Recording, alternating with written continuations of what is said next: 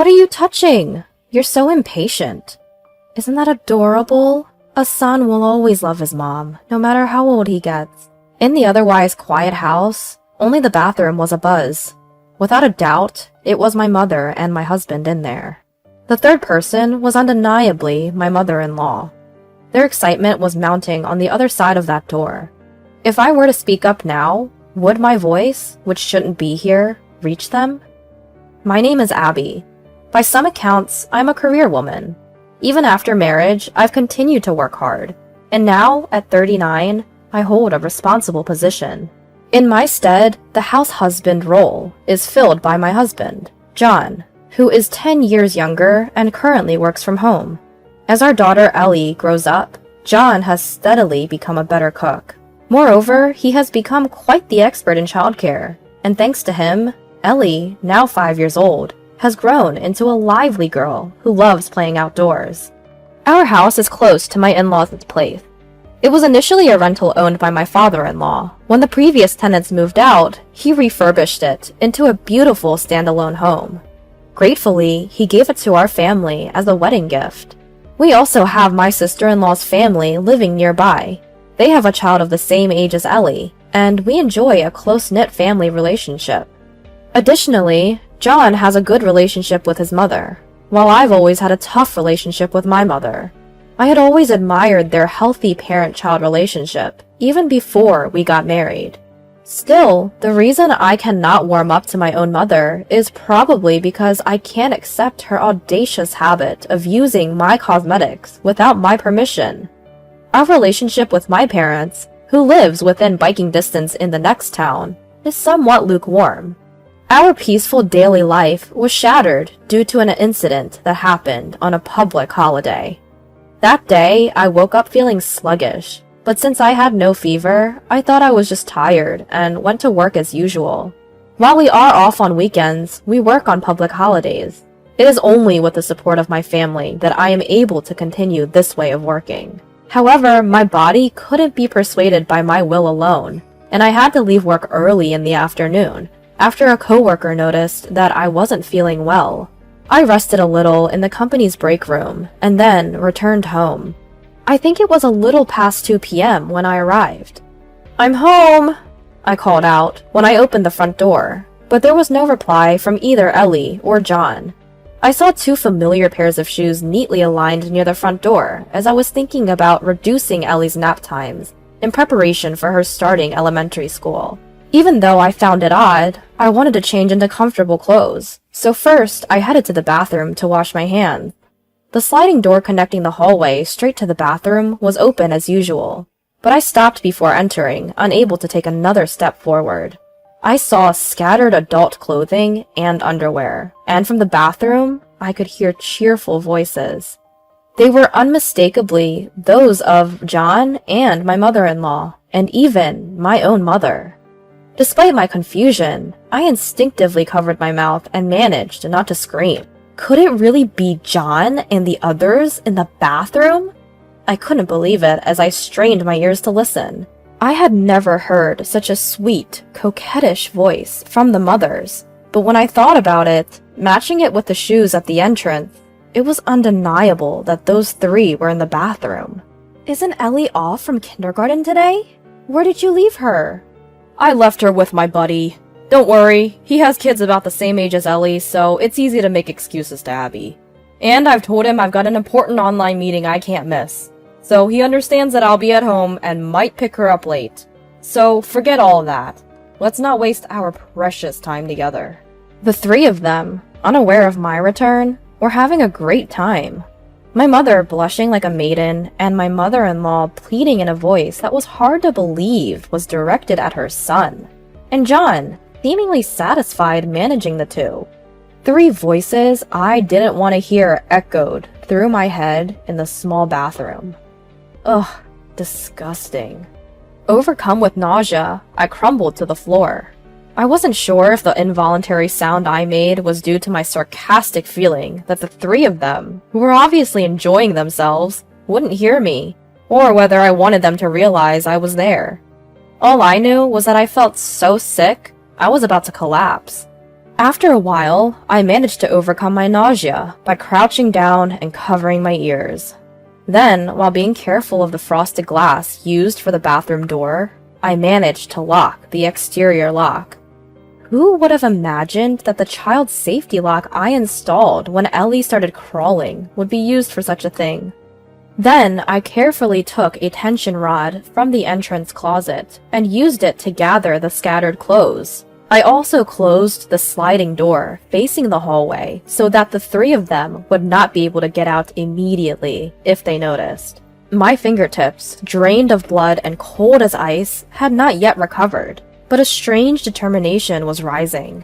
I couldn't let the three of them get away with this. But in my still confused head, I couldn't think of anything. So I secured the sliding door with the rod I had in my hand to buy some time. When I entered the living room with a pile of clothes, I felt relief that I had passed the first hurdle without the three noticing. However, at the same time, the disgust was so great that even being in the same house was unbearable. Feeling dirty about the clothes I was holding, I dropped them all on the spot when I heard the annoying vibration sound. Looking up, it was my mother-in-law's phone left on the couch, and the caller was none other than her husband. I answered the phone as if I was given divine help and explained the situation. As I sorted out the situation in my head, I tried to communicate this ongoing, abnormal situation to my father-in-law as emotionless as possible. Even as I continued to explain while suppressing the nausea rising again, my father-in-law, still confused, said in a flat voice, "I'll be there as soon as possible," and hung up the phone. But having talked with him, I regained some composure and made the call to the next person on my phone. A few minutes after I finished the call and sat down in the hallway, the bathroom across the door was filled with a different kind of noise than before. The sound of the mothers pounding on the frosted door so hard they seemed to be breaking it, and John's voice demanding the door be unlocked after realizing the exterior lock was closed. I turned on the light on my side, and my silhouette, which could probably be clearly seen from the other side, made the three of them stop in their tracks. With an attempt at a calm voice, full of irony, I delivered the bad news. "You should have taken your time. All the family members except the girls will be here soon, so you'll be busy right away. Shouldn't you have enjoyed your time while you could?" After finishing the call with my father-in-law earlier, I had also contacted my father and sister-in-law. My sister-in-law and her husband had been at the local park with their daughter. One of their mom friends, who was also at the park with her child, agreed to look after their daughter, so they were hurrying over to us. My father, who was livid over the phone to a terrifying degree, should also arrive soon. "Hold on, Abby. This is not what it looks like. I mean, we were a little sweaty and thought it would be more efficient to shower together, so it's not like that." Beside John, who was making incomprehensible excuses, my mother-in-law and mother were emotionally shouting to unlock the door. I averted my gaze from beyond the mosaic-covered door and persisted in ignoring them. Several minutes later, my father-in-law, sister-in-law, and her husband, and my father, all arrived in that order. When I steeled myself and opened the bathroom door, the three of them were completely deflated and had shrunk down. Seeing their nakedness, my father-in-law nearly fainted, barely held up by my sister-in-law. My father was so angry his blood vessels looked like they would burst, and immediately lunged at my mother. As my sister-in-law's husband and I held on to my father to stop his punches, I truly felt how difficult it was to stay sane amidst this hellish scene. Once my sister-in-law's husband separated my father from the three, I put some energy into my weakening legs and demanded an explanation from John and the others. Given the situation, they started explaining without any pretense of hiding anything, and we were simply disillusioned by their humanity when we heard what they had to say. John had first become physically involved with my mother. This was a deeply rooted issue, since the very fact that John had married me was because my mother had caught his interest. He had never shown any signs of being attracted to my mother since our marriage, and had played the role of a good husband and father in front of me. all the while aggressively pursuing my mother behind my back. My mother, flattered by the advances of a man younger than her own daughter, started to enjoy her relationship with John and eventually gave in to his physical demands. My mother-in-law, who accidentally became aware of their immoral games, instead of reproaching them, chose to join in. Apparently, her logic was, if it was okay for my mother, who was of the same age, then it was okay for her too. And in the end, it turned out to be so. After we received a house as a gift from my father-in-law, John would invite either my mother or mother-in-law to our house for intercourse on the days when I was at work. He would invite one of the two during the weekdays, while Ellie was at kindergarten, and the other on holidays. Sometimes he would leave Ellie with his sister or a friend of his, and the three of them would have an affair, as in this case. Their relationship, which had lasted far longer than we could have imagined, had recently evolved into a ménage à trois, and we were rendered speechless when they told us they had been seeking this thrill about once a week. But it's not what you think. We didn't intend to break up any relationships. We just had aligning interests. It was just a sort of stress relief, you know? She laughed. My mother's words, uttered with a nonchalant laugh, shattered the silence. I remembered when I was still living at home with my parents. My mother had nonchalantly used my lipstick, which didn't suit her at all, and tossed my makeup bag back to me, saying she just wanted to try it out. She was always that kind of person, smiling while doing things I disliked as long as it pleased her. I had been shocked ever since I heard the voices coming from the bathroom, but here I finally felt a rage that could be described as hatred. My mother-in-law, similarly, began speaking in a cheerful voice, also wearing a smile. That's right. We all have families, you know. I mean, I'm doing it with my real son. I have no further feelings about this. Don't worry. We'll stop this entirely. So Abby, please don't make that scary face, right? Before I could respond to being addressed, her husband was the first to speak. What do you mean, we all have families? You're the ones who destroyed those! I've had enough of your consideration. I'm going to divorce you, so do whatever you want. Such a strong declaration of divorce was unthinkable from the father-in-law, who until a moment ago had been pale and leaning on his daughter for support. My father, who had been directing his anger at the three of them the whole time, followed suit as if he had been overtaken. Of course, I felt the same. Congratulations, John. We're also getting divorced, and now you three can get along as much as you like. Excuse my language, but just looking at you all makes me want to vomit. So I'm leaving. You don't ever need to show your faces to me again. Perhaps they had never dreamed they would be confronted with divorce by their spouses. Each of them begged for forgiveness in their own words. They pleaded with my sister-in-law and her husband, the only neutral parties in the room, to mediate. But my sister-in-law and her husband, who had been looking at them with open contempt, declared they wanted nothing to do with them and left, supporting her wobbling father. John, however, clung to me, begging for mercy and saying that he couldn't live if I left him.